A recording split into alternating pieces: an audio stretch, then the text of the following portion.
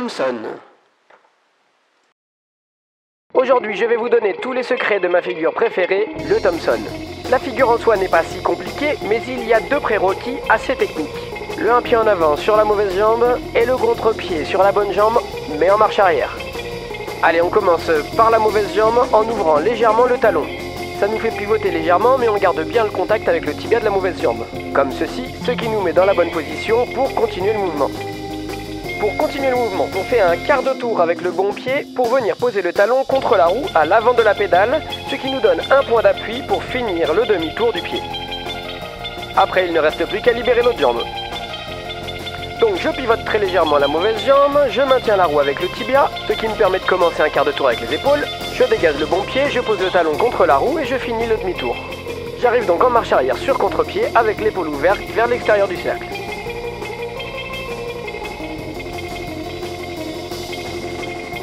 Allez, maintenant qu'on est bon, on va travailler le retour.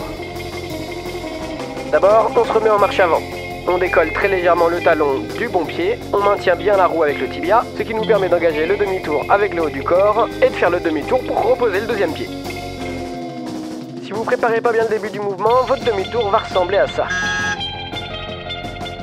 Et pour ceux qui maîtrisent déjà tout ça, voilà une petite variante du retour qui méritera un tuto spécial.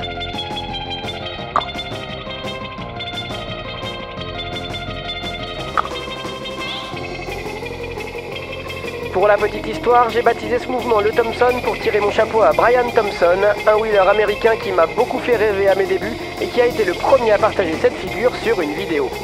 Chapeau l'artiste. Ça vous a plu? Alors abonnez-vous pour ne rater aucun épisode des tutos de la semaine.